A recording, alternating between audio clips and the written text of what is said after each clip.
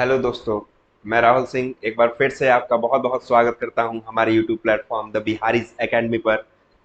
दोस्तों, जो इतिहास का चैप्टर चल रहा है, दूसरा चैप्टर समाजवाद और साम्यवाद, उसमें दो पार्ट मैं लेकर ऑलरेडी आ चुका हूं और बहुत ही बेहतरीन तरीके से मैंने समाजवाद और साम्यवाद की परिभाषा और उसके बीच में डिफरेंस, यूरोपियन समाजवादियों के बारे में, और अगले अपने पार्ट में जो दूसरा पार्ट है उसमें मैंने कार्ल मार्क्स के बारे में बताया। ठीक है।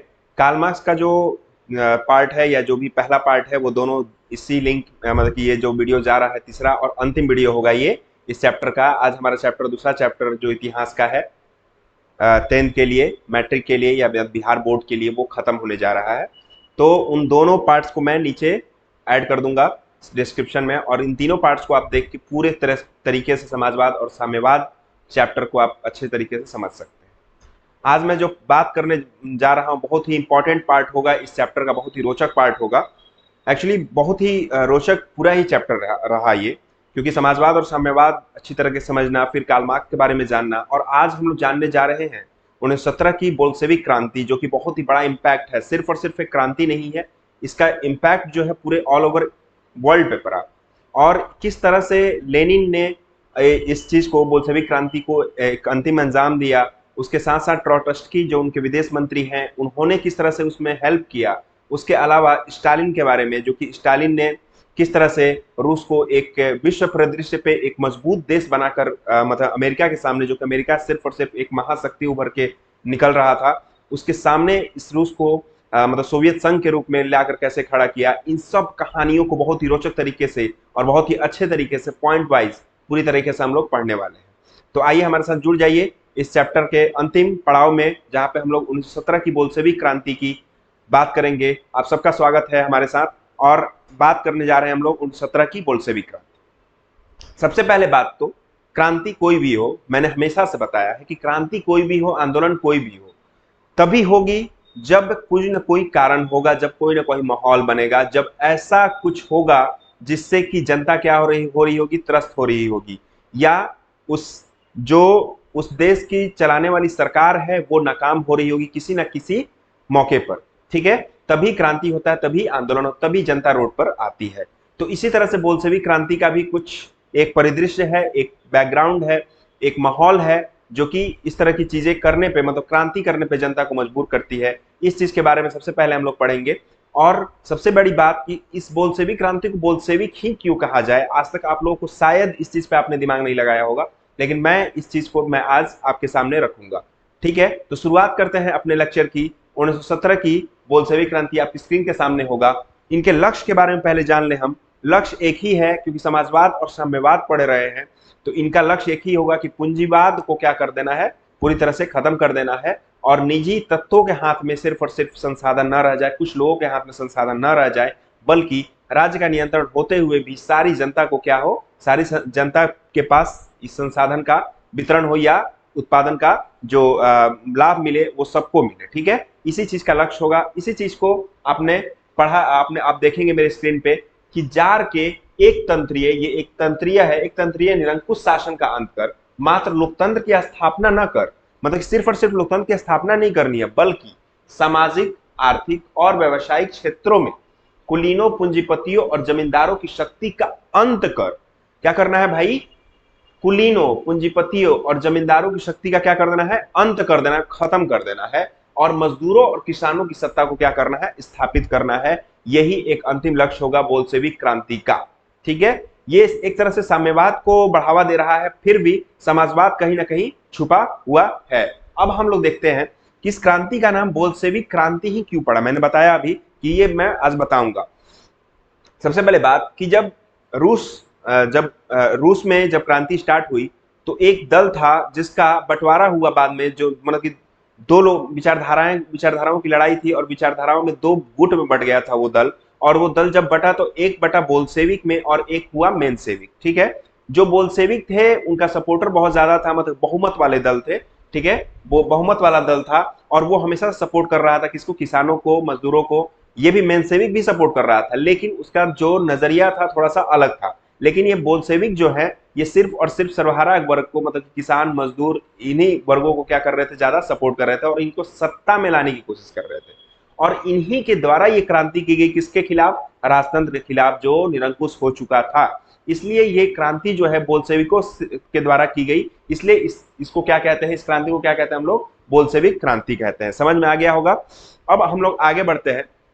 जैसा कि मैंने शुरू में ही बताया कि क्रांति कोई भी हो, उसके कारण होते हैं, उसका माहौल होता है, उसका एक परिदृश्य होता है, एक बैकग्राउंड होता है, ठीक है। अब जो बात होती है, बहुत सारे कारण है यहाँ पे, लेकिन कारण जो होते हैं नॉर्मली यही होता है कि जनता कहीं ना कहीं, जनता का सभी वर्ग जो होता है, जनता के सभी वर्ग जो होते हैं वो कहीं ना कहीं त्रस्त हो, चाहे वो किसान हो, चाहे सैनिक हो, चाहे मजदूर हो, चाहे मतलब कि महिलाएं हो, चाहे मतलब कि पुरुष हो, चाहे सेना हो, कोई भी वर्ग जो है संतुष्ट नहीं होता है, तभी क्रांति होती है, ठीक है। और क्रांति का सफल हो जाना तभी मुमकिन है जब पूरा वर्ग जो है मिलकर क्या करे? क्रांति करे। तो आइए बात करते हैं एक एक करके कि बोल्शेविक क्रांति के पीछे कौन कौन से कारण थे। चलिए, पहली जो क्रांति का कारण है, जार की निरंकुशता एवं अयोग्य शासन, ठीक है। इसका मतलब यह है कि वहां के जो राजा है, वहां के जो शासन करता है, या मतलब कि शासन कर रहे हैं, जो सरकार में है, उनसे वो कैपेबल नहीं है, वो अयोग्य है। तभी तो जनता क्या कर रही है? क्रांति कर रही है। तो वही मैंने बोला है और आपकी किताब में लिखा हुआ है कि जार की निरंकुशता का क्या भाई? जार की निरंकुशता एवं इसका अयोग्य शासन, ठीक है। उसके बाद बोलता है, वही मैंने इसको थोड़ा सा डिटेल में लिख दिया है, एक एक लाइन थोड़ा थोड़ा, कि रोमनो राजवंश का शासन चल रहा था उस समय। रोमनो राजवंश याद रखिएगा, ऑब्जेक्टिव के लिए भी आपके इंपॉर्टेंट होगा कि बोल्शेविक क्रांति जब हुई तो किस वंश का शासन रसिया में चल रहा था या रूस में चल रहा था? तो रोमनो राजवंश का शासन चल रहा था, ठीक है। और सम्राट को उस समय क्या कहा जाता था? जार कहा जाता था। वहां पे रसिया में सम्राट को क्या कहा जाता था? जार। क्वेश्चन ये भी आ सकता है कि जार का अर्थ क्या होता है? जार का अर्थ होता है क्या? राजा, ठीक है। तो सम्राट को क्या कहा जाता था? जार कहा जाता था। और जार निकोलस द्वितीय उस समय शासन में थे, जिसका राजा के दैवी अधिकारों में विश्वास था। अब याद रखिए, तीसरा, ये चौथा ऑब्जेक्टिव है आपका कि किसके शासन काल में बोल्शेविक क्रांति हुई? तो जार निकोलस द्वितीय, जार तो है ही, सम्राट है ही, और निकोलस द्वितीय उनका नाम था, जिनके शासन काल में ये क्या हुआ है? विद्रोह हुआ है या क्रांति हुई है। इनका मानना था कि हम क्या है? देवता हैं, ठीक है ना। दैवीय अधिकारों में इनका विश्वास था कि जनता हमारी क्या है? सेवक है, और जो देवता है हम हैं, ठीक है। जो राजा, जो देवता ने मुझे क्या किया है? वरदान दिया है और मैं राजा बना हूं, ठीक है। इसमें विश्वास था इनका। तो पहला कारण तो ये हो गया, घमंड आप देख रहे हैं, निरंकुशता देख रहे हैं, आप सब कुछ देख रहे हैं इस राजा में, किसमें? जार निकोलस द्वितीय में। अब दूसरा जो कारण है, कृषकों की दयनीय स्थिति, ठीक है। ऑब्वियस सी बात है कि किसानों की क्या है भाई? दयनीय स्थिति। किसानों की दयनीय स्थिति कब होती है? जब उन पर बहुत ज्यादा कर का बोझ हो जाए, ठीक है। जो मूलभूत आवश्यकताएं हैं, जो सिंचाई के लिए उनको पदार्थ चाहिए, जो चाहे जो खेती के लिए उनको पदार्थ चाहिए, वो महंगाई हो जाए, चाहे मतलब उन पे ज्यादा से ज्यादा कर बोझ लाद दिया जाए, ठीक है, टैक्सेस लाद दिए जाए, तभी तो ऐसा होता है, ये अकाल पड़ जाए, तभी तो किसान क्या होते हैं? लाचार होते हैं। तो यही चीज यहाँ पे हुआ है कि कर का बोझ हुआ, खेत छोटे छोटे थे, पूंजी का अभाव था कि जिससे खेती कर सके, वो लोग पूंजी लगा सके। तो इन सब चीजों के कारण किसान भी क्या हो गए थे? क्षुब्ध हो गए थे, मतलब नाराज हो गए थे, निराश हो गए थे। तो इनके कारण इस क्रांति को बढ़ावा मिला। तीसरा, कि मजदूरों की दयनीय स्थिति। अब देखिए, मजदूरों की भी दयनीय स्थिति है, किसान की तो स्थिति दयनीय थी ही, मजदूरों को भी कोई अधिकार नहीं था, ठीक है। उसके अलावा मार्क्स के शब्द जो है कि मजदूरों के पास सिवाय बेड़ियों के खोने के लिए कुछ भी नहीं है। कितना प्रभावशाली वर्ड है, मार्क्स का एक लाइन कितना तगड़ा है कि मजदूरों के पास क्या नहीं है? सिवाय बेड़ियों के खोने के कुछ नहीं है। मतलब कि उनका जो पूरा अधिकार है ना, वो पूरा छीन लिया गया है, वो बेड़ियां लगा दी गई हैं, ठीक है ना। वो बंद है, एक जेल में बंद है, उनको फील हो रहा है, ऐसा मजदूरों को फील हो रहा है कि मेरे पास कोई अधिकार नहीं है, गुलाम की तरह जी रहे हैं, वो बेड़ियों में जी रहे हैं, वो कहीं ना कहीं क्या है? गुलाम की तरह जी रहे हैं। तो इसीलिए मजदूरों की दयनीय स्थिति है, उनके पास कोई अधिकार नहीं है। तो कार्ल मार्क्स के ये शब्द कि मजदूरों के पास सिवाय बेड़ियों के लिए कुछ भी नहीं है, ये बहुत ही इंपॉर्टेंट हो जाता है। अब देखते हैं आगे। आगे जो है औद्योगिकरण की स्थापना। कुछ क्षेत्रों में क्या हुआ कि उद्योगों का क्या हुआ है? सकेंद्रीकरण हो गया। मतलब कि रसिया का पूरा पार्ट में से कुछ पार्ट जो है, शायद मुझे लग रहा है कि जहां तक पश्चिमी भाग जो होगा यूरोप से सटा हुआ, वही भाग क्या हो गया? बहुत ज्यादा क्या हो गया? औद्योगिकरण हो गया। वहां के लोग क्या हो गए? अमीर हो गए, और एक तबका जो है पूरे की पूरा क्या हो गया? गरीब हो गया। तो यही चीज बोल रहा है कि कुछ क्षेत्रों में उद्योगों का सकेंद्रीकरण हो गया, राष्ट्रीय पूंजी का अभाव हो गया, विदेशी पूंजी पर हम लोग की मतलब रसिया की निर्भरता हो गई। मतलब विदेशी पूंजी पर निर्भर हो जाइएगा, एक्सपोर्ट नहीं कीजिएगा, तो सारी चीजें क्या हो जाएंगी? बिगड़ जाएंगी ही। तो औद्योगिकरण की समस्या इस तरह से आई। उसके बाद रूसीकरण की नीति। अब देखिए, जार निकोलस द्वितीय जो थे, उन्होंने रूसीकरण की नीति अपनाई थी। उन्होंने अल्पसंख्यकों को दबाना स्टार्ट कर दिया। भाई जो भी है जनता का पूरा क्या करना चाहिए, सरकार को ख्याल रखना चाहिए। कोई भी वर्ग, कोई भी अल्पसंख्यक वर्ग हो चाहे बहुसंख्यक वर्ग हो, सबको आपको बराबर से लेके चलना चाहिए। लेकिन यहाँ पे रुचिकरण की नीति आई और जो छोटे छोटे जो मतलब कि जो धर्म या मतलब कि जो जाति के लोग थे या मतलब अल्पसंख्यक वर्ग था, उनको क्या करना किया जाने लगा, सप्रेस के दबाए जाने लगा। ठीक है, अब दबाया जाने लगा तो ऑब्वियस सी बात है कि उसमें से कुछ लोग निकलेंगे और निकल के क्या करेंगे, जार के खिलाफ मतलब निकोलस द्वितीय के खिलाफ क्या करेंगे, ये क्रांति करेंगे। तो इस तरह से ये क्रांति आगे बढ़ी। फिर विदेशी घटनाओं का प्रभाव, अब देखो विदेशी घटनाओं का प्रभाव कैसे पड़ सकता है कि सबसे पहले तो क्रीमिया युद्ध हुआ। क्रीमिया युद्ध होता है कब, करीब 1853-54 में। ठीक है, ये काला सागर के आसपास क्रीमिया का है इलाका। और यहां पे देखिए आप लड़ रहे हैं तो किससे लड़ रहे हैं, फ्रांस से लड़ रहे हैं, ब्रिटेन, सार्डिनिया, तुर्की सब मिल के किससे लड़ रहा है, रसिया से लड़ रहा है। और रसिया जानबूझ के अपना दिखाने के लिए कि हमारे पास बहुत ज्यादा ताकत है वो लड़ भी रहा है। ये नहीं कि संधि बंदी करके चाहे मतलब कि समझौता करके कहानी खत्म करे, अपनी जनता पर ध्यान दे। जार का यही रुख जो है बहुत ही गंदा है कि रसिया लड़ाई करता है और रसिया पूरी तरह क्या होता है, पराजित होता है। उसके अलावा जो सबसे बड़ी बात है बोल्शेविक क्रांति में, जो सबसे खतरनाक मतलब कि कारण है, वो होगा आपका जापान से पराजय। जापान आप देख सकते हैं मैप पे, आप कभी देखिएगा जापान का इलाका तो कितना छोटा है, कितना जापान छोटा सा देश है, पर उससे पराजित हो जाता है कौन, रसिया 1905 ईस्वी में। समझ लीजिए 1905 में किससे पराजित हो रहा है, जापान से। जापान अब पूरा मतलब कि माहौल बनाया हुआ है। जैसे आज आप तत्कालिक परिदृश्य में देख सकते हैं यूक्रेन के खिलाफ कितना माहौल बना हुआ है रसिया का कि हम हरा रहे हैं, हम हरा रहे हैं, हम हरा रहे हैं। बट रह रहे की न्यूज ये भी आ रही है कि अंदर से खोखला होता जा रहा है कौन, रसिया। रसिया के लोग क्या कर रहे हैं, विद्रोह कर रहे हैं। तो उसी प्रकार का माहौल 1905 में भी था कि जापान से जब रसिया हारने लगा और रसिया का ये दावा, ठीक है, वहां के मतलब की जार का दावा कि हम क्या कर रहे हैं, हरा रहे हैं, हमारी सेना बहुत मजबूत है, ये सब दावे जब कमजोर, तब कमजोर पड़ गए जब जापान से हारकर रूसी सेना वापस लौटी। अब 9 जनवरी 1905 को जब ये लौटे लोग हार के, तो रोटी दो का नारा के साथ पूरी जो जनता है पगला गई और पगला के लोगों का प्रदर्शन जो है सेंट पीटर्सबर्ग है वहां पे महल, वहां पे उसकी ओर रुख कर दिया। अब वहां पे रुख करेगी तो ऑब्वियस सी बात है जार क्या करेगा, अपने निरंकुशता दिखाते हुए क्या करेगा, उस चीज को सॉरी रोकने की कोशिश करेगा। और रोकने की कोशिश करेगा तो क्या करेगा भाई, बोलेगा कि अंधाधुंध गोलियां चला। जनता पर गोलियां चलवा दी गई 9 जनवरी 1905 को। और उसी दिन क्या था, रविवार था, और इसीलिए इस दिन को ही क्या कहा गया, खूनी रविवार का या लाल रविवार का नाम दे दिया गया। ठीक है, इस तरह से आप देख सकते हैं। अब ये करने के बाद तो जनता कभी भी आपके समर्थन में आने वाली है नहीं, वो हमेशा क्या रहेगी, जार के खिलाफ रहेगी, निकोलस द्वितीय के खिलाफ रहेगी। अब ये परिणाम निकला कि इसके मतलब खिलाफ जब आंदोलन होने लगा, परिणाम यही निकला कि प्रतिनिधित्व प्रतिनिधि एक ड्यूमा करके एक ड्यूमा संस्था गठन की गई और ऐसा कुछ किया गया कि कहीं ना कहीं प्रतिनिधित्व दे दिया जाए कुछ लोगों के पास, मतलब कि थोड़ा सा विकेंद्रीकरण किया जाए सत्ता का। लेकिन ये भी क्या नहीं हुआ, बहुत ज्यादा सफल नहीं हुआ, असफल रहा। उसके बाद जो हुआ कि रूस में मार्क्सवाद का प्रभाव तथा बुद्धिजीवियों का योगदान। अब ये सब चीजें चली रही थी तब तक। अब एक बड़ा जो तबका है, जो बुद्धिजीवियों वर्ग का तबका है, जो लेखक होंगे, उन्होंने इस चीज को छापना मतलब कि लिखना इस पर शुरू कर दिया। लोगों को, जनता को जगाना स्टार्ट कर दिया कि आपके खिलाफ क्या हो रहा है, कहीं ना कहीं विद्रोह हो रहा है, ज्यादती हो रही है, आप इसके खिलाफ लड़िए। तो लड़ने के लिए बुद्धिजीवियों ने, उसमें से नाम है, नाम होगा उसमें से देखिए टॉल्स्टॉय, दोस्तोवस्की, तुर्गेनेव, चिंतक। जैसे चिंतक क्या क्या हो, प्रोत्साहन मिला किनको, क्रांतिकारियों को। रूस के पहले साम्यवादी निकले प्लेखानोव। ये सब आपका ऑब्जेक्टिव है कि प्लेखानोव कहाँ के हैं, तो रूस के हैं, और पहले साम्यवादी ये रहे क्रांतिकारी। उसके बाद 1921 ईस्वी में सोशलिस्ट रिवोल्यूशनरी पार्टी का गठन हुआ जो किसानों की मांग उठाती थी। ठीक है, अब देखिए धीरे धीरे करके क्या होने लगी, पार्टियां भी बनने लगी हैं, धीरे धीरे साम्यवादी क्रांतिकारी भी होने लगे हैं।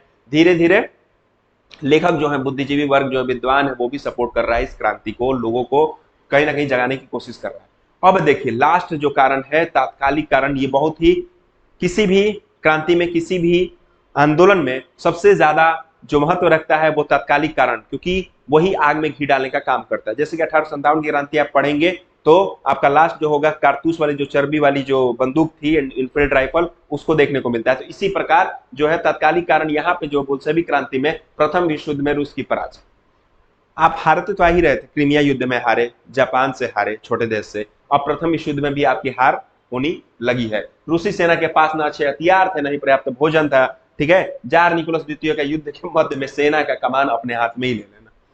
अब देखिए आपकी सेना हार रही है, आप पगला गए हैं। आज अगर पुतिन हारने लगे और पुतिन क्या करें, पहन के कमांडो का ड्रेस चल दे, ठीक है, तो ये कहां जाएगा? ये कहीं ना कहीं संदेश दे देगा जनता को कि आप क्या हो गए हैं, कमजोर पड़ गए हैं। तो भाई यही चीज हुआ जार निकोलस द्वितीय के साथ कि बीच में ही, युद्ध के बीच में ये उठे और उठ के बोले कि भाई चलो हम भी युद्ध करेंगे। जनता को समझ में आ गया और जो राज दरबार में कुछ लोग थे इनके खिलाफ, जैसे कि इनके अपनी ही जो पत्नी थी, जार की पत्नी जरीना थी, वो और रासपुटीन एक पादरी थे, मतलब कि एक पुजारी थे, मतलब तथाकथित पुजारी थे, जबकि वो तो मतलब कि षड्यंत्रकारी थे। तो वो दोनों मिलकर इनके खिलाफ षड्यंत्र करता है और इससे जनता को लग जाता है कि ये अपने में ही क्या कर रहे हैं, गेम खेल रहे हैं, जनता की इनको कोई परवाह नहीं।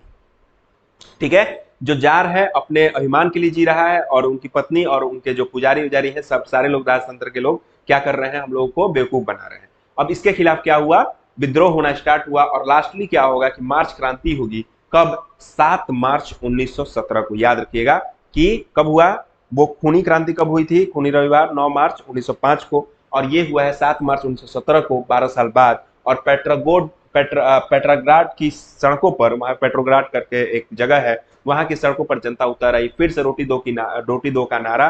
ठीक है, और लास्टली 8 मार्च को महिला मजदूरों का हड़ताल हुआ। और उसके साथ ही साथ जब इन्होंने फिर से बोला होगा कि जनता जब मार्च करने लगी तो फिर से इन्होंने बोला होगा कि भाई उड़ा दो जनता को। लेकिन सबसे विश्वस्त टुकड़ी जो थी उसका नाम है क्या, प्रेओब्राजेंस्की रेजिमेंट। इन्होंने क्या किया, इसके खिलाफ मतलब की आवाज उठाई, बोला कि अब हम गोली नहीं चलाएंगे, आपकी बेवकूफी में हम शामिल नहीं होंगे। और इस तरह से क्या हुआ, पूरी तरह से साख जो है रोमनो राजवंश का या जार निकोलस द्वितीय का, पूरा साख क्या हो गया, धूमिल हो गया, मतलब मिट्टी में मिल गया। और परिणाम निकला कि 12 मार्च 1917 को जार को गद्दी त्यागना पड़ा। रोमनो राजवंश का निरंकुश जारशाही का अंत हो गया। 15 मार्च को पहली बार किसके नेतृत्व में, याद रखिएगा, लोबाओ के नेतृत्व में बुजुर्गा सरकार का गठन हुआ। लेकिन ये बहुत दिनों तक चला नहीं, क्योंकि ये बुजुर्गा सरकार मतलब कि बहुत ज्यादा सरबराह वर्ग, मतलब कि किसानों और मजदूरों की सरकार नहीं थी, जबकि किसानों और मजदूरों की सरकार क्या करनी थी, स्थापित करनी थी, बोल्शेविक क्रांति का लक्ष्य था। ठीक है, पूंजीपतियों को पूरी तरह से क्या करना था, खत्म करना था, समझौता नहीं चाहिए था यहाँ पे जनता को। तो यहाँ पे क्या हुआ, ये बने लोबाओ के नेतृत्व में बुजुर्गा सरकार का गठन हुआ, लेकिन वो क्या रहा, असफल रहा। अब फिर केरेंस्की, ये फेरेंस्की नहीं होगा, केरेंस्की होगा, केरेंस्की के नेतृत्व में एक उदार समाजवादियों की सरकार, वो भी असफल हो गई। ठीक है, ये मैं सुधार देता हूं, केरेंस्की, क्योंकि इनका भी अभी आगे रोल है केरेंस्की का। केरेंस्की को कौन हटाएगा अभी हम बताएंगे। तो याद रखिएगा कि केरेंस्की का क्या हुआ, नेतृत्व में एक उदार समाजवादियों की सरकार भी बनी, लेकिन वो भी असफल रही। और असफल तो रही ही, बाकी अब आएंगे। अब जो बोल्शेविक क्रांति में जो जो व्यक्तित्व कूद रहा है, उसका बहुत ही बड़ा योगदान होगा अब इस क्रांति को सफल बनाने में, मतलब कि चरमोत्कर्ष पर ले जाने में, चरम पर ले जाने में। उसका नाम है लेनिन। अब लेनिन का प्रवेश होता है कहां पे, रसिया में, जो कि अब तक निर्वासित था, जिसको भगा दिया गया था किसके द्वारा, मतलब कि अदर कंट्रीज द्वारा। ठीक है, तो बोल्शेविक क्रांति जो है नवंबर 1917 में होती है, जो असली वाली। अगर क्वेश्चन आता है आपके यहाँ कि बोल्शेविक क्रांति अंतिम रूप से कब खत्म हुआ, तो नवंबर 1917 में। शुरू तो मतलब हुई है मार्च 1917 में, लेकिन खत्म जो हुई है नवंबर 1917 में। ये लेनिन के प्रादुर्भाव से, मतलब लेनिन के आने से स्टार्ट होता है, जो कि मैंने लिखा है कि लेनिन का रूस में जर्मनी की सहायता से आगमन, जो अब तक जार की सत्ता द्वारा स्विट्जरलैंड में निर्वासित है। वही जार निकोलस द्वितीय जो था, उसने क्या कर रखा था, इनको निर्वासित कर रखा था। उसको पता था कि बहुत ही बड़ा क्रांतिकारी है। देखिए कितना अच्छा आदमी है, एकदम लग रहा है देखने से कि कितना जेंटलमैन टाइप से है, लेकिन बहुत ही खुरपाती आदमी और बहुत ही मतलब क्रांतिकारी आदमी, एक तरह से कह सकते हैं। साम्यवाद को लाने में बहुत ही बड़ा योगदान लेनिन का, मार्क्स के बाद लेनिन का बहुत बड़ा योगदान है। मार्क्सवाद कहते हैं, फिर लेनिनवाद कहते हैं। मार्क्स को समाजवाद के रूप में जाना जाता है, तो साम्यवाद को लेनिनवाद के रूप में जाना जाता है। ठीक है, तो वही कि अब तक जार की उससे ये बेचारा बाहर था, अब जो है जर्मनी की सहायता से फिर से वापस आ गया है, स्विट्जरलैंड रह रहा था तब तक। अब लेनिन ने आते आते कहा कि रूसी क्रांति पूरी नहीं हुई है, अतः एक दूसरी क्रांति क्या है, अनिवार्य है। अभी भाई साहब जो रूसी क्रांति कर रहे थे आप लोग, ठीक है, सब कुछ अच्छी बात है, लेकिन ये अभी पूरा नहीं हुआ है, क्योंकि मजदूरों और किसानों की सत्ता अभी आई कहां, अभी तो पूंजीपतियों का ही वर्क चल रहा है ना। तो क्या है, ये पूरी नहीं हुई है। अब हम लोग क्या करेंगे, अब हम लोग क्या करेंगे कि फिर से एक क्रांति लाएंगे। उन्होंने अप्रैल थीसिस लिखा, एक थीसिस लिखा, जिसमें उसने पूरा नियम बताया अपने क्रांति का और दल का कार्यक्रम बनाया। तीन नारे दिए, याद रखिएगा 3 नारे, लेनिन के 3 नारे बहुत ही इंपॉर्टेंट। भूमि, पहली क्या याद रखिएगा, भूमि, दूसरी शांति, और तीसरी क्या है, रोटी। तीनों चाहिए, भूमि भी चाहिए, शांति भी चाहिए हमें अपने देश में, और क्या चाहिए भाई, रोटी तो चाहिए ही चाहिए, क्योंकि रोटी दो का नारा तो कब से लग ही रहा था। तो तीनों चाहिए, इनको 3 नारे दिए। फिर उद्देश्य बोला कि केरेंस्की सरकार को क्या करना है, केरेंस्की सरकार जो चल रही थी अभी अभी मैंने ऊपर बताया, केरेंस्की सरकार को क्या कर देना है, उलट देना है, साफ खत्म कर देना है। अब यही चीज लेके 7 नवंबर 1917 को, ठीक है, पुराने कैलेंडर के साथ 25 अक्टूबर, मतलब 12-13 दिन पीछे चलता है, पुराना कैलेंडर चल रहा था। अब उसके बाद 7 नवंबर 1917 ईस्वी को अक्टूबर क्रांति या महान बोल्शेविक क्रांति संपन्न हुई।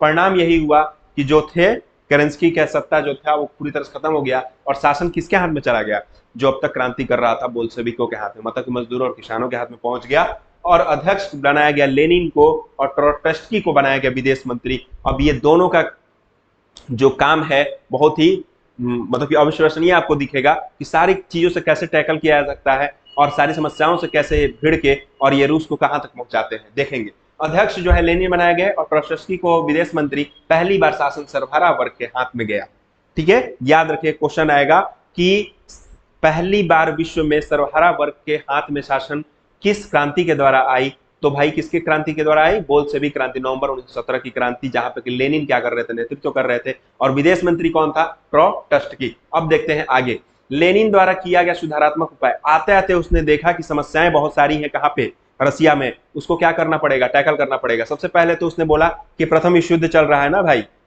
1914 से 18 तक चल रहा है, प्रथम विश्व युद्ध चल रहा है, इससे पहले हम लोग क्या करते हैं, बाहर निकलते, क्योंकि युद्ध में हमें फंसे रहने से कोई मतलब नहीं है, हम जार थोड़ी ना है, ठीक है ना, हमें क्या करना है, जनता को अपने आप को सुधारना है। तो इसने क्या किया कि जर्मनी के साथ ब्रेस्टली-वोस्टक की संधि की, ब्रेस्टली-वोस्टक की संधि करके, और रूस प्रथम विश्व युद्ध से बाहर हो गया। कुछ जमीन देना पड़ेगा, कुछ टुकड़ा देना पड़ेगा जर्मनी को, बट बाहर तो हो गया, एटलीस्ट शांति तो मिली। पहली जो नारा चल रहा था उसका, शांति, भूमि, शांति और रोटी, उसमें तो उसने क्या किया, थोड़ा सा शांति लाने की कोशिश की इस संधि के द्वारा। दूसरा कि गृह युद्ध की समस्याओं को बेहतर तरीके से संभालने के लिए उसने बोला, ट्रोट्स्की को बोला, अपने विदेश मंत्री को बोला कि आप इस चीज को संभालिए, देखिए गृह युद्ध हो रहा है, अंदर में क्या है, आंतरिक कलह है, और बाहर में जो चीजें चल रही हैं उन दोनों चीजों का आप टैकल कीजिए। तो ट्रोट्स्की बोलते हैं ठीक है सर, देखते हमारा विदेश, आज जैसे कि एस जयशंकर है हमारे विदेश मंत्री, कितने मतलब सटीक है, ठीक है ना, कितने अच्छे आदमी है। तो उसी तरह से उस समय जो प्रभावशाली, बहुत कम विदेश मंत्री होते हैं जो बहुत प्रभावशाली होते हैं, उसमें से एक एस जयशंकर मुझे लगता है कि ऐसे आदमी है। बाकी ट्रोट्स्की का नेतृत्व भी मुझे बहुत अच्छा लगा, क्योंकि उसने आंतरिक कलह को, मतलब विदेशी कलह को और आंतरिक कलह को, दोनों मामले को हटाने के लिए देखिए क्या किया, विदेशी हमला का सामना करने के लिए उसने लाल सेना बनाया, ठीक है, लाल सेना बनाया, और चेका बनाया, गुप्त पुलिस संगठन बनाई आंतरिक विद्रोह को दबाने के लिए, ठीक है। अंदर में कौन विद्रोह कर रहा है, अंदर में कौन लोग भड़का रहा है या अशांति फैला रहा है, उसके लिए क्या करना पड़ेगा, आपको गुप्त संगठन बनाना पड़ेगा, गुप्त सेना बनानी पड़ेगी। तो इसने क्या बनाया, गुप्तचर संस्था बनाई, क्या नाम से, चेका नाम से। याद रखिएगा क्वेश्चन आता है कि चेका क्या है, एक गुप्तचर संगठन है, ठीक है, जो कि बनाया गया ट्रोट्स्की के द्वारा। अब इस तरह से देखिए टैकल होते जा रहा है समस्याएं। अब समस्याओं को टैकल करने के लिए लेनिन ने अगला कदम उठाया, उसने बोला कि ठीक है, अब चीजें तो चल रही हैं, कहीं ना कहीं हम लोग विश्व युद्ध से बाहर हो गए, आंतरिक कलह, विदेशी हमलों से हम लोग बच रहे हैं, तो एक काम करते हैं, पहले एक संविधान बना लेते हैं, एक नियम बना लेते हैं, किस तरह से ये देश हमारा चलेगा, रसिया कैसे चलेगा। तो उन्होंने 1818 में रूस का नया संविधान बनाया, और रूस का नाम रखा, रूस का नाम ही बदल दिया, बोला कि सोवियत समाजवादी गणराज्यों का समूह, बोला कि सोवियत समाजवादी गणराज्यों का समूह रहेगा, अब रसिया नाम नहीं रहेगा, यूएसएसआर करके ये उसी समय नाम परिवर्तित किया, किसने, लेनिन ने, एक नया संविधान बना के। उसके बाद कार्यकारिणी शक्ति के लिए एक केंद्रीय समिति, जिसके अध्यक्ष खुद लेनिन बने, उन्होंने बोला कि एक कार्यकारिणी समिति बना देते हैं, क्योंकि एक आदमी चला नहीं पाएगा, पूरा एक कार्यकारिणी समिति बनाते हैं, एक कमिटी बनाते हैं, उसके बाद क्या चीजें होंगी। अब देखिए मताधिकार देने की बात शुरू हो गई कि 18 वर्ष से अधिक उम्र वाले वैसे सभी नागरिकों को मताधिकार, जो उत्पादक श्रम द्वारा अपनी जीविका चलाते थे। उन आदमियों को, 18 वर्ष से ऊपर उन आदमियों को जो कि श्रम से या मतलब मजदूरी से या किसानी करके या जैसे भी करके वो क्या कर रहे थे, अपना जीविका चला रहे थे, सभी को क्या कर दिया गया भाई, अधिकार दिया गया, मताधिकार, ठीक है। काम करने का अधिकार संवैधानिक अधिकार बना दिया गया। उसके अलावा उत्पादन के साधन पर, निजी स्वामित्व समाप्त करके उद्योगों पर मजदूरों का नियंत्रण स्थापित कर दिया गया। समझ रहे हैं, सारा निजीकरण समाप्त, पूंजीवाद समाप्त, किसका अधिकार, किसानों का, उद्योगों पर मजदूरों का नियंत्रण स्थापित हो गया। सभी बड़ी संस्थाओं का राष्ट्रीयकरण कर दिया गया, सब सरकार के अंडर में आ गया। बोल्शेविक दल का नाम बदलकर साम्यवादी दल कर दिया गया, और लास्टली लाल रंग के झंडे पर हंसुआ और हथौड़े को सुशोभित कर देश का राष्ट्रीय झंडा तैयार कर दिया गया। आज आप देखते होंगे हमारे यहाँ भी है, मतलब कि लाल सलाम या मतलब कि वो एक दल चलता है, तो वो वहीं से आया है कि लाल रंग के झंडे पर क्या है भाई, हंसुआ और हथौड़े का सुशोभित चिन्ह, ठीक है ना। इस तरह से ये झंडा तैयार किया गया, किसके द्वारा, लेनिन के द्वारा। अब हम लोग आगे आते हैं कि ये चीजें चल रही थी, सुधारात्मक कार्यक्रम चल रहा था, लेनिन द्वारा सब कुछ चल रहा था। तभी एक मतलब कि एक थोड़ी समस्या, छोटी सी समस्या आई कि भूमि का पुनर्वितरण जब इन्होंने किया लेनिन ने, तो थोड़ी से इन्होंने जल्दबाजी कर दी। एक्चुअली जल्दबाजी क्या कर दी, मतलब कि उन्होंने समाजवाद को थोड़ा सा क्या कर दिया, खत्म कर दिया, मतलब समाजवाद के सिद्धांतों को थोड़ा सा क्या किया, समझौता किया, और इससे क्या हुआ, नाराजगी हुई, और नाराजगी के कारण फिर इनको अपनी चीजें बदलनी पड़ी। देखिए कैसे क्या होता है कि भूमि के पुनर्वितरण का पेच अटका और लेनिन की नई आर्थिक नीति आई। अब लेनिन का आदेश जैसे कि जिसके तहत बड़े भूस्वामियों की भूमि किसानों के बीच बांट दी गई, ये नहीं होना था। समाजवाद में हमेशा मैंने बोला है, समाजवाद का मतलब है कि आप राज्य का नियंत्रण होगा, और राज्य का नियंत्रण के साथ राज्य के अंडर में क्या होगा, राज्य का जो संसाधन होगा उस पर क्या होगा, पूरे जनता का अधिकार होगा। यहाँ पे इन्होंने क्या किया कि राज्य का नियंत्रण ही हटा दिया, और राज्य का नियंत्रण हटा के भूस्वामी भूमियों को किसानों के बीच क्या कर दिया, बांट देगा। मतलब निजी आपने जमीन दे दी सबको, तो निजी जमीन नहीं देना है, ठीक है।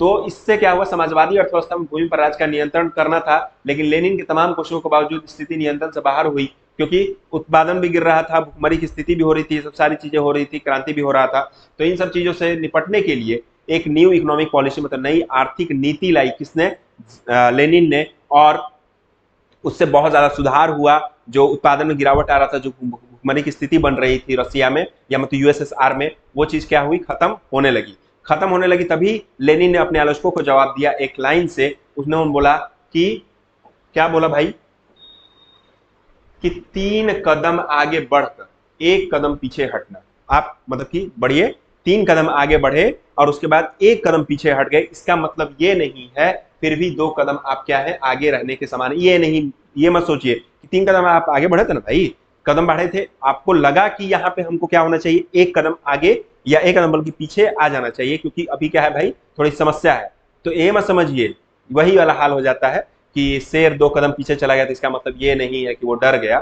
वो हो सकता है कि डबल जोश के साथ वो अटैक करना कोशिश करे। तो वही लेनिन का हाल है कि 3 कदम मैं आगे जाके और 1 कदम पीछे अगर ले लिया तो 2 कदम फिर भी मैं आगे हूँ, ठीक है। इसी चीज को वो बोलते हैं। बहुत ही सटीक जवाब अपने जीवन में भी आप उतार सकते हैं इस चीज को, कि आपको अगर कभी पीछे भी आना पड़े, आपको अगर कभी जिंदगी के किसी मोड़ पर थोड़ा सा अगर पीछे भी आना पड़े, तो उस समय आप सोचिएगा मत। अगर आपके लिए भला है, अगर आपके लिए अच्छा है, तो फिर आप 2 कदम पीछे या 1 कदम पीछे आ सकते हैं, कोई उसमें बुराई नहीं है, ज्यादा सोचने की जरूरत नहीं है।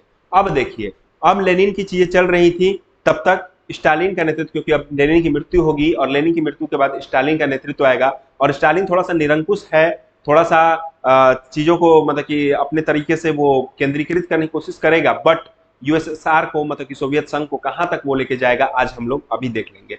स्टालिन का नेतृत्व सोवियत संघ और मजबूत कैसे भाई, 1924 में लेनिन की मृत्यु हो गई, ठीक है। 1917 में क्रांति हुई और करीब करीब मतलब 8 साल तक उन्होंने शासन किया, 5 मतलब 6-7 साल तक, और लेनिन की मृत्यु 1924 में। और उसके बाद उत्तराधिकार के लिए युद्ध हुआ, जहां पर स्टालिन को मौका मिला, स्टालिन जीतता है, और स्टालिन को मौका मिला, और 1953 ईस्वी में अपनी मृत्यु तक तानाशाही शासन से ही पर रूस को मजबूत पहचान दी। थोड़ा सा तानाशाह होना जरूरी है शासक को, बहुत ज्यादा लिबरल हो जाएगा तो फिर चीजें जो है दिक्कत हो सकती है, जैसा कि हमने देखा है यूपीए की सरकार में। मैं सच बता रहा हूं, मनमोहन सिंह जैसा प्रधानमंत्री हम लोग को नहीं मिलता, बट उनका उतना लिबरल होना, उनका न बोलना, उनका नेतृत्व मतलब कि उस तरह से न होना जैसा कि उनका दिमाग था, या उस तरह के व्यक्तित्व का उस तरह से मतलब कि प्रतिक्रिया करना हर एक चीज पे, वो सही नहीं था। तो तानाशाही भी थोड़ी जरूरी है, थोड़ी सी क्या जरूरी है भाई, वाकपन भी जरूरी है, वाचालता भी होना चाहिए, मतलब बोलने वाला भी होना चाहिए, थोड़ा सा काम करने वाला भी होना चाहिए, तो सब सारी चीजें होनी चाहिए। मौन धारण करके आप चीजें नहीं कर सकते हैं। तो स्टालिन का भी उसी तरह का स्टाइल था कि भाई थोड़ा सा तनाशाह होके उसने बोला कि ठीक है मैं तनाशाह हूँ, थोड़ा सा मान लीजिए मैं तनाशाह हूँ, बट मैं रसिया को या यूएसएसआर को मैं कहाँ लेके जाऊंगा, अभी देखते जाइए आप। स्टालिन द्वारा उठाए गए कदम कौन कौन से भाई, 3 पंचवर्षीय योजना ले आया, 5-5 वर्ष का 3 योजना ले आया, और उसी के फलस्वरूप रूस की औद्योगिक उन्नति को क्या कर दिया, वो शिखर पर पहुंचा दिया। अभी लेनिन के नेतृत्व में क्या हो रहा था, औद्योगिकरण को थोड़ा सा झटका लगा था, लेकिन स्टालिन आया और उसने औद्योगिकरण को क्या कर दिया, वो वहां तक पहुंचा दिया, ठीक है ना, उस शिखर तक पहुंचाया 3 पंचवर्षीय योजना लाके। कृषि का आधुनिकीकरण कर दिया, किसानों के लिए बहुत सारे मशीन, बहुत सारी चीजें, बहुत सारा मतलब पूंजी लगाया किसानों के लिए, किसानों का कृषि का आधुनिकीकरण कर दिया और विज्ञान को उन्नति दी। समाजवाद का मतलब ये नहीं है कि आप क्या बन जाइए, भोदू बन जाइए, आप क्या बनिए भाई, दुनिया के साथ चल के और समाजवाद को क्या कीजिए, आप स्थापित कीजिए, इसका मानना था। तो उसने क्या किया, विज्ञान की उन्नति की। उसके बाद रूस एक महान शक्ति के रूप में, स्टालिन के नेतृत्व में रूस एक बहुत ही महान शक्ति के रूप में क्या हुआ, उभरा, वहां तक पहुंचा। अब रूसी क्रांति का प्रभाव या मतलब कि वही बोल्शेविक क्रांति का प्रभाव किस तरह से पड़ा पूरे देश पे या रूस पे, ये चीज को जानने की कोशिश करते हैं। क्या हुआ, पहला कि श्रमिक तथा सौरहरा वर्ग की सत्ता रूस में। पहली बार मैंने बोला कि बोल्शेविक क्रांति सही है, रूसी क्रांति, उसको रूसी क्रांति भी बोलते हैं, बोल्शेविक क्रांति भी बोलते हैं। तो भाई क्या हुआ, पहली बार सर्वहारा वर्ग का क्या हुआ, सत्ता स्थापित हो गया था। दूसरी चीज कि विश्व विचारधारा के स्तर पर दो खेमों में विभाजित हो गया था, साम्यवादी विश्व और पूंजीवादी पूंजीवादी विश्व। अभी तक लग रहा था वेस्टर्न देशों को या यूएसए को, सभी वेस्टर्न देशों को लग रहा था, यूरोप वाले देशों को, कि सिर्फ और सिर्फ एक ही खेमा है, एक ही विचारधारा है पूंजीवाद का, जबकि समाजवाद या साम्यवाद ये सब क्या है, सपना है, ठीक है ना, यूटोपियन समाजवादियों वाला जो चीज था कि हाँ मतलब कि हाँ ठीक है राम राज्य आ जाएगा, तो ये सब चीजें, किसानों का, मजदूरों का शासन आ जाएगा, ये सब चीजें नहीं हो सकती। इस चीज को, भ्रम को तोड़ा किसने, लेनिन ने, ट्रोट्स्की ने और स्टालिन, लास्ट में स्टालिन ने मिलकर इस चीज को तोड़ा और तोड़ के विश्व विचारधारा को दो खेमे में बांट दिया, साम्यवादी विश्व और पूंजीवादी विश्व। द्वितीय विश्व युद्ध के बाद शीत युद्ध की शुरुआत हो गई 1945 में। जब द्वितीय विश्व युद्ध खत्म होता है तो सिर्फ माना जा रहा था कि एक ही कौन है, विचारधारा है या एक ही शक्ति है, कौन, यूएसए, मतलब कि संयुक्त राज्य अमेरिका। बट इस चीज ने, मतलब कि साम्यवादी, मतलब कि रूसी क्रांति ने साम्यवाद को जगा के या साम्यवाद को ला के ये बात कह दी कि भाई हमेशा क्या रहेगा, दो विचारधाराओं के पास बीच हमेशा क्या होगी, लड़ाई रहेगी। क्रांति की सफलता ने एशिया और अफ्रीका में उपनिवेशी मुक्ति को क्या किया, को भी प्रोत्साहित किया। सिर्फ और सिर्फ मैंने बोला ना कि रूस क्रांति या बोल्शेविक क्रांति सिर्फ और सिर्फ रसिया पे ही इफेक्ट नहीं डाला, मतलब रसिया की जनता को ही सिर्फ और सिर्फ सर्वहारा वर्ग पे स्थापित नहीं किया, उसके साथ साथ उसने जो भी औपनिवेशिक देश थे उस समय, मतलब कि चाहे भारत हो, चाहे अफ्रीका हो, चाहे जो भी जितने भी सारे देश थे, उनको भी ये एक हौसला दी, एक उड़ान दिया कि कहीं ना कहीं आप क्या कर सकते हो, क्रांति कर सकते हो और किसानों मजदूरों की सरकार या मतलब कि दबे हुए की सरकार भी क्या हो सकती है, आ सकती है। तो इस तरह से इस चैप्टर का जो लास्ट पड़ाव था किस चीज से रिलेटेड, कि भाई रूसी क्रांति का प्रभाव या रूसी क्रांति किसे या बोल्शेविक क्रांति, पूरी तरह से मैंने पढ़ाने की कोशिश की। अब आपका काम है इस चैप्टर को पूरी तरह से, तीनों पार्ट को देख के आप खत्म कीजिए। उसके बाद मैं ऑब्जेक्टिव लेके आ रहा हूँ अगले पल, मतलब कि अगले ही क्लास में। तो इस चीज को आप पढ़ के रखिएगा और अपने से ऑब्जेक्टिव करने की कोशिश कीजिएगा। बाकी मैं ऑब्जेक्टिव सारे जितने भी हैं इस चैप्टर से रिलेटेड मैं करा के आपके सामने रखूंगा। तब तक के लिए आप खूब मजे से रहिए और पढ़ते रहिए। बाय।